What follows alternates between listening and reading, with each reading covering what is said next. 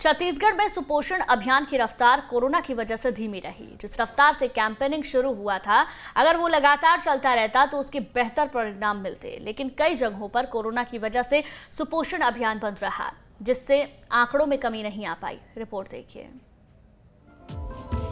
सुपोषण अभियान की रफ्तार पर ब्रेक। कोरोना ने अभियान पर लगाया ब्रेक। 2 साल में 14% ही कम हुआ कुपोषण। छत्तीसगढ़ में कुपोषण के कलंक को खत्म करने की मुहिम तेजी से शुरू तो हुई थी, लेकिन कोरोना ने उस रफ्तार पर ब्रेक लगा दिया है। हालांकि सुपोषण अभियान को कोरोना में भी चालू रखने की कोशिश की गई, लेकिन लॉकडाउन और कोविड गाइडलाइंस की वजह से कैंपेन की स्पीड कुछ धीमी रही और इसी वजह से जितने बच्चों को सुपोषित होना चाहिए था, वो नहीं हो पाए। सुपोषण के नाम पर मुख्यमंत्री जी बड़े बड़े बातें कर रहे हैं। वास्तविक में डॉक्टर रमन सिंह की सरकार जब थी और उसके पहले कांग्रेस की सरकार थी, उस कांग्रेस के सरकार के बाद में 15 साल में जो प्रयास किया गया उसका ही परिणाम आपके सामने में है। लेकिन अभी आप प्रत्येक जिला का रिपोर्ट निकाल करके देखेंगे तो उत्साह करने वाले नहीं है, बल्कि हताशाजनक है। और जिस प्रकार से काम उसमें होनी चाहिए, लागत लग रही है, उसका जो रिजल्ट आना चाहिए वो रिजल्ट कहीं भी दिखाई नहीं दे रहा है। छत्तीसगढ़ में लोगों का जीवन स्तर कैसे सुधरे, उसके लिए जो स्थानीय फंड है, चाहे बस्तर विकास प्राधिकरण हो, डीएमएफ पैसा हो, उसमें भी लोगों का जीवन स्तर सुधारने के लिए काम कर रही है। हमें लगता है कि उसके आने वाले दिनों में अच्छे परिणाम आएंगे। सरकार के सुपोषण अभियान से हालात जरूर सुधर गए हों, लेकिन गर्भवती महिलाओं और नवजात बच्चों की स्थिति में खास सुधार नहीं आया है। आंकड़े बताते हैं कि अभी भी प्रदेश में 47% महिलाओं में खून की कमी है और 38% नवजात बच्चों के वजन में कमी आई है।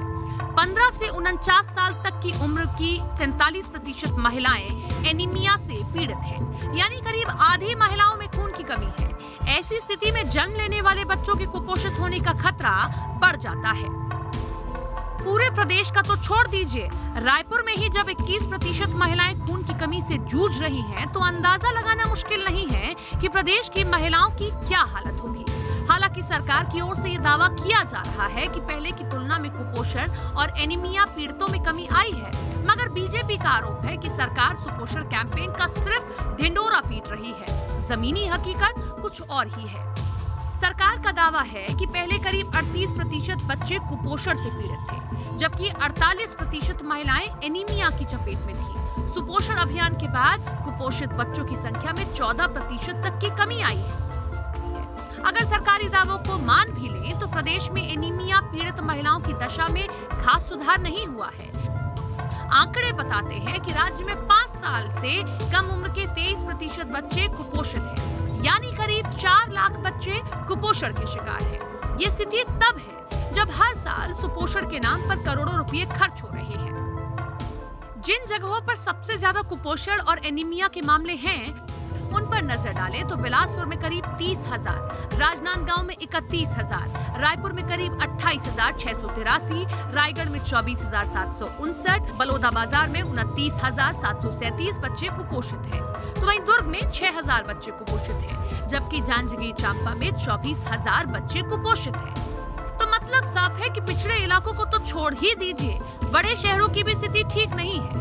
पोषण अभियान में गंभीर कुपोषित बच्चों की पहचान की जाती है, एनीमिया पीड़ितों की पहचान होती है और इसके बाद उनके पौष्टिक भोजन की व्यवस्था की जाती है। लेकिन जमीनी हकीकत ये है कि सरकार का पोषण कैंपेन ज्यादातर आंगनबाड़ी केंद्रों तक ही सीमित रह जाता है और इसीलिए सरकार की कोशिश के बाद भी बड़ा फर्क दिखाई नहीं देता है। रायपुर से आदित्य नामदेव के साथ टीम न्यूज़ 10।